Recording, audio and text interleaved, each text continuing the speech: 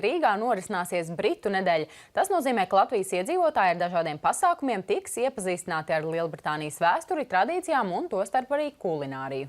Mums šorīt studijā pievienojies Lielbritānijas diplomātiskās misijas Latvijā vadītājs Īanu Frū un Lielbritānijas vēstniecības Rīgā komunikācijas vadītāja Andra Jakoviča. Labrīt! Labrīt! Jā, sāksim tad ar jautājumu. Andra, saprotu, patulkos. Kā tad īsti ir? Lielbritānijā laiku pa laikam izskan viedoklis, ka jāierobežo iebraucēju pieplūdums, un tas ir saistīts, protams, arī ar mūsu valsts piedarīgajiem, kuri tur ir lielā skaitā cilvēki strādā un dzīvo. Vai šāda politika varētu tikt realizēta? Now and then there is this opinion expressed that immigration needs to be limited in the UK. Would it be possible that such measures take place? So Britain has a long history of migration. It's a country made up of migrants, and actually there are millions of people who've come from other countries to work and to study in the UK, and they're very welcome. Tātad Lielbritānija ir ilga migrācijas vēsture, un miljoniem cilvēku dodās uz Lielbritāniju, lai studētu un strādātu, un viņi ir laipni lūgti. Tātad par šo politikas maiņu nevar būt šobrīd runa. And about the change of this politics, are there discussions at the moment or not? Of course, in recent years there have been hundreds of thousands of migrants from all sorts of countries, including from the EU. And although they've been welcomed in the UK, when such a large number arrive in such a short time, it has a big impact on public services and on communities. So people feel that, and this has turned into quite a strong political debate in the UK.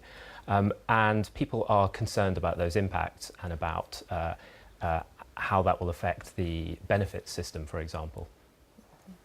Tātad šādas diskusijas notiek, un līdz ar to, kad Lielbritānijā tiešām ierodās simtiem tūkstošiem imigrantu, ir zināms spiediens uz sabiedrisko sektoru, sabiedrisko pakalpojumu sektoru un, protams, arī uz lokālajām kopienām. Līdz ar to šis jautājums tiek diskutēts. Zināms, ka, protams, apvienotajā karalistē dzīvo arī daudz Latvijas valsts piedarīgo. Kāda ir sabiedrības attieksme pret viņiem? Mēs arī bieži vien šeit izdzirdam ne tos labākos gadījumus, kas, teiksim, saistīti ar latviešiem Anglijā. Bet kāda ir šī sabiedrības attieksme tur? What is the attitude of society in the UK towards Latvians? Because sometimes in Latvia we hear about not the nicest cases. Well, the fact is there are over 100,000 Latvians working and studying in the UK. And I think British people have welcomed them warmly. They've come there to work hard and study hard, and that's the important thing. I think Britain is open and welcoming, and I think Latvians have a good reputation in the UK for those reasons.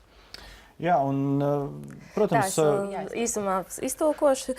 Tātad Lielbritānijā ir vairāk kā 100 000 latviešu dzīvo, un, kā mēs zinām, vairums no viņiem tur ir, lai strādātu un mācītos, un kopumā viņu reputācija ir laba. Un, protams, aktualitāte ir tā Lielbritānijas politiķa pēdējā laika izteikuma saistībā ar Lielbritānijas attiecībām ar Eiropas Savienību. Un šobrīd ir aktuāla diskusija par to, ka Lielbritānija ir pārsteigta par to, ka tai liek papildus maksāt 2,1 miljārdu eiro Eiropas Savienības budžetā. Izskanējis, ka tā varētu izstāties no Eiropas Savienības, vai tā varētu notikt? There are lively discussions about the inputs of budget of the UK of 2.1 billion, and also there have been opinions that the UK could exit the European Union. Is there a reason for such debates and discussions? Okay, on the question of the budget demand, this is an amount of 2.1 billion euros that the European Commission communicated to the UK just a few weeks ago, with a few weeks to pay up. Now, any of us who receive a bill for a large amount of money with only a few weeks to pay, unexpectedly, would be worried about that. So what our leaders have agreed at the European Council recently is to have a meeting of finance ministers to discuss this, to work out what the technical details are, and to see how much, in fact, needs to be paid. Tas ir rēķins par 2,1 miljārdu eiro, kas tika piestādīts tikai īsu laiku atpakaļ, un arī apmaksas periods ir ļoti īss. Un es domāju, jebkurš no mums būtu neapmierināts, ja mēs saņemtu rēķinu ar tik īsu apmaksas termiņu. Un līdz ar to Lielbritānijas premjeras ir sasaucis Eiropas Savienības finanšu ministru tikšanos, lai šo jautājumu apspriestu. Un cik nopietni ir šī iespēja, ka Lielbritānija varētu ar laiku pamest Eiropas Savienību? How serious and based are discussions argumented that Great Britain could leave the European Union? You know, this is a debate in the UK that has become very heated, and one political party is offering the potential of a referendum on Britain's EU membership if they win the next election. But I think the real question for all UK political parties is how to make the EU work more effectively for all of us, how to make sure it's delivering growth and jobs and actually listening to what citizens say.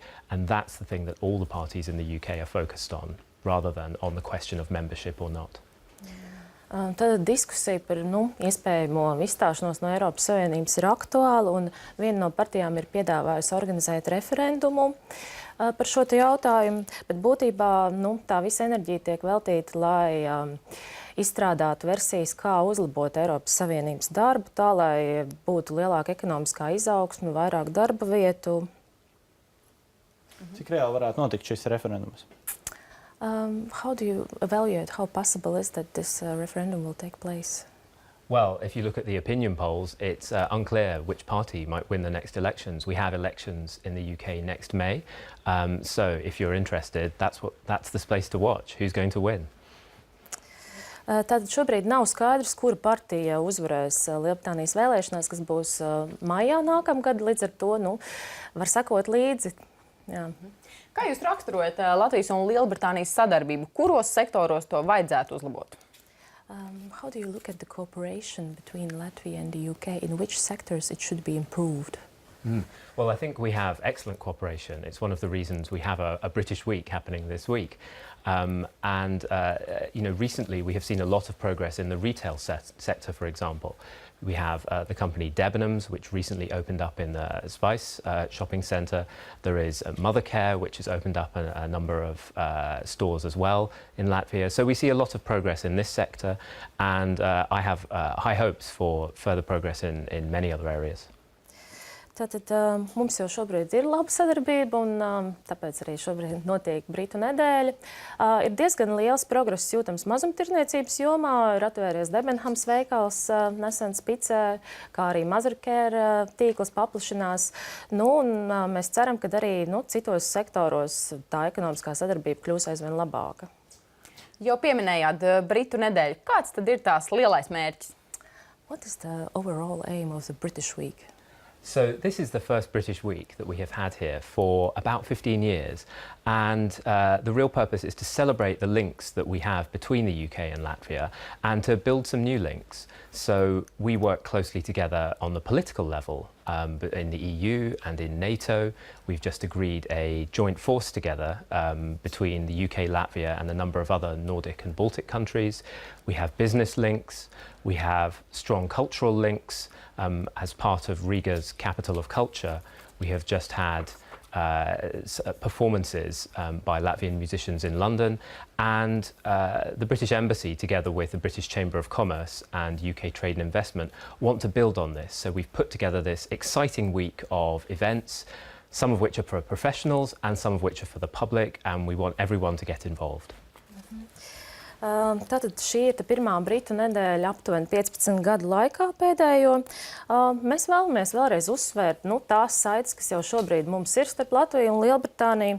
Mums ir diezgan laba politiskā sadarbība Eiropas Savienībā un NATO. Tāpat Latvija ir daļa no ātrās rēģēšanas vienības, ko vada Lielbritānija. Tad mums ir laba aizsardzības jomas sadarbība arī. Kā arī, protams, ir kultūras attiecības un saites. Pieņemsim, Latvijas mūziķi tikko uzstājās Londonā. Un līdz ar to vēstniecība kopā ar Britu tirdzniecības kameru izlēma rīkot šo Britu nedēļu, kurā koncentrētā veidā varēs tad iepazīt gan Lielbritāniju, gan Latviju un tās kopējās attiecības. Andra, vai pavisam īsi varat noraksturot arī Britu nedēļas programmu mazliet konkrētāk? Jā, tātad tur ir gan publiski, gan tādi uz specifisku auditoriju vērsti pasākumi. Britu nedēļa tiks atklāta šodien ar premjeras Straujums uzstāšanos un uzņēmēju diskusiju par zīmoliem digitālajā pasaulē. Bet es vēlētos uzsvērt, tādus divus publiskus pasākumus, kas mums ir. Tas būtu piekdienas vakarā tā saucamā Guy Fawkes night, Guy Fawkes vakars vai nakts vai ugunskura nakts, kas plaši tiek atzīmēta Lielbritānijā. Tā ir saistīta ar Gaju Foksu, tādu leģendāru tēlu, kurš vēlējās atjaunot katolicismu Lielbritānijā un gribēja uzspridzēt Lielbritānijas parlamentu. Bet viņa neģēlīgie plāni tika atklāti. Par laimi tas bija kaut kur 17. gadsimtā. Tas bija 1605. gadā, kad tas notika, bet karalienes miesas sarga, tad karaliene ierodās parlamentā, joprojām pārbauda pagrabus, ņemot vērā senos notikumus, kad šāds neģēlīgs plāns bija. Tas ir viens pasākums. Otrs publisks pasākums ir Britu tirdziņš, kas būs Berga bazārā sestdien, kur visi laipni aicināti nogaršot tradicionālas Britu uzkodas, kā fish and chips. Tas būtu mīklā cepta zivs ar frī kartupeļiem, kā arī tēju un sildošas dzērienus, un arī Britu sierus, par kuriem mēs netik daudz zinām. Tāpat arī būs, teiksim, tādi specifiskai, šaurākai profesionālajai auditorijai vērsti pasākumi.